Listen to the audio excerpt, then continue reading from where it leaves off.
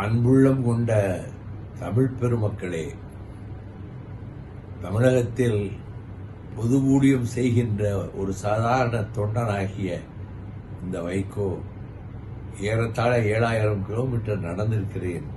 ஆனால் நான் கீழே விழுந்ததில்லை.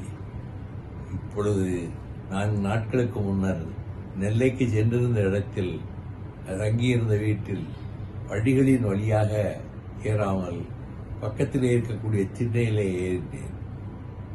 அப்படியே அலைமலைத்து இடதுபுறமாக சாய்ந்து விட்டேன். எனக்கு தலையில் அடிபட்டிருந்தாலோ முதுகிலும் அடிபட்டிருந்தாலோ நான் இயங்க முடியாமல் போயிருப்பேன். இப்போ என்னன்னா, இடது தோள்பட்டையினுடைய அந்த கிண்ணம் உடைந்திருக்கிறது, அதோடு அந்த எலும்பும் கீறி இருக்கிறது.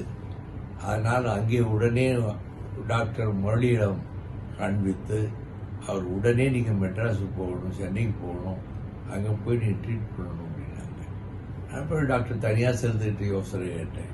அவர் இந்த எக்ஸ்ரே இருந்து வாட்ஸ்அப்பில் அனுப்பி வச்சோம்.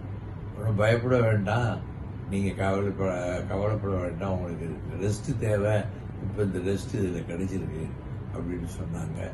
எனக்கு அநேகமாக ஒருவேளை நாளைக்கே அறுவை சிகிச்சை நடைபெற்று அந்த கிண்ணம் தோள்பட்டையிலிருந்து விலகி இருக்கிறது அல்லவா, அதை திரும்ப பொருத்திவிட்டு அதோடு சேர்ந்து எலும்பும் ஒரு 2 சென்டிமீட்டர் உடைந்திருக்கிறது, அதுக்கும் சேர்த்து நாளைக்கு அறுவை சிகிச்சை செய்யலாம் என்று டாக்டர்கள் இங்கே திட்டமிட்டிருக்கிறார்கள் அப்பல்லோ மருத்துவமனையிலே.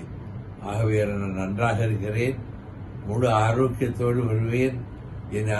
எனக்கு முன்பு போல இயங்க முடியுமா என்று மட்டும் யாரும் சந்தேகப்பட வேண்டாம்.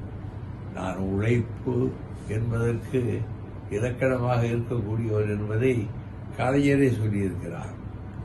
ஆகவே நம்முடைய தோழர்கள், பொது வாழ்வில் அக்கறை உடையவர்கள் எல்லோருக்கும் நான் சொல்லிக் கொள்வது, இந்த நாட்டில் மேலும் தமிழ்நாட்டுக்கு செய்ய வேண்டிய சேவைகளை செய்வதற்கு காத்துக் கொண்டிருக்கிற வைகோ முழு நலத்தோடு பரிபூர்ண ஆரோக்கியத்தோடு வருவேன் என்பதையும், எனக்காக கவலைப்படுகிற உள்ளங்களுக்கு என் நன்றியை தெரிவித்துக் கொள்கிறேன் என்பதையும் இந்த நேரத்திலே சொல்லுகிறேன்.